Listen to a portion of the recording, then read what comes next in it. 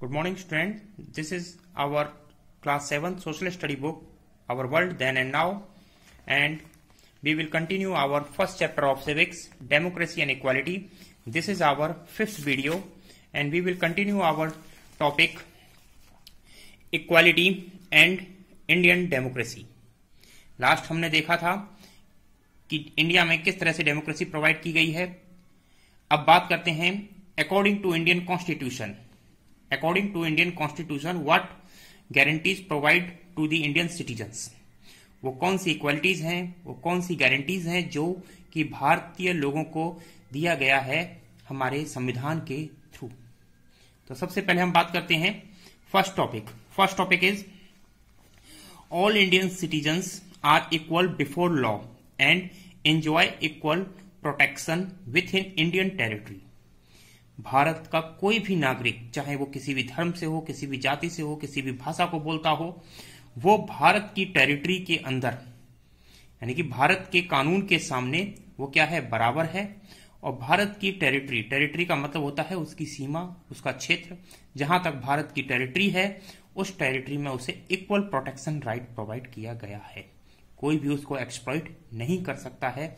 अगर कोई करता है तो हमारा जो इंडियन कॉन्स्टिट्यूशन है वो उसको प्रोटेक्ट करेगा. Next, and every citizen be it the president और any ordinary person has to obey the same law. Bharat में कोई भी नागरिक,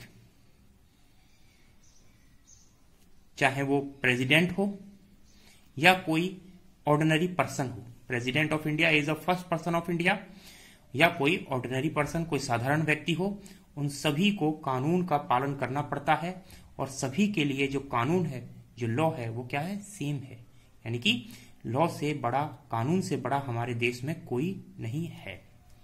सेकंड जो पॉइंट है, all Indian citizens are socially equal before the state. Bharat में जितने भी लोग हैं वो समाज में क्या है, इक्वल है. यानी कि किसी को छोटा या बड़ा ट्रीट नहीं किया जा सकता है. This mean that the state can not stop any citizen to doing government job. इसका मतलब ये होता है कि भारत में कोई भी स्टेट गवर्नमेंट हमारे देश के किसी भी नागरिक को गवर्नमेंट जॉब करने से रोक नहीं सकती है.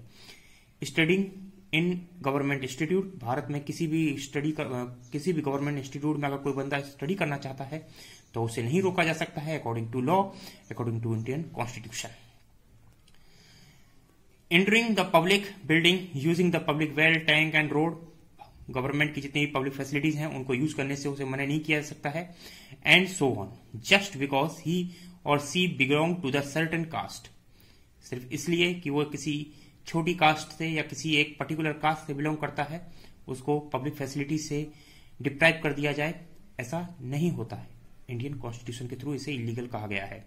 Become the certain religion and become certain reasons following a certain religion is rich और पुअर, इज मैन और वुमेन. रिच पुअर के अकॉर्डिंग, मैन वुमेन के अकॉर्डिंग किसी भी पर्सन के साथ कहीं भी इंडियन टेरिटरी में उसको डिस्क्रिमिनेट नहीं कर सकते हैं. नेक्स्ट जो पॉइंट है, अनटचेबिलिटी, जिसको अस्पृश्यता कहते हैं. भारत में आपने देखा होगा बहुत सारे लोग हैं जिनको अनटचेबल समझा जाता है और उनके साथ एक अस्पृश्यता का उनके साथ बैठना उठना पसंद नहीं करते हैं. अगर इस तरह का कोई पर्सन किसी पर्सन के लिए अगर इस तरह का बिहेव करता है तो इट इज इलीगल और पनिशेबल.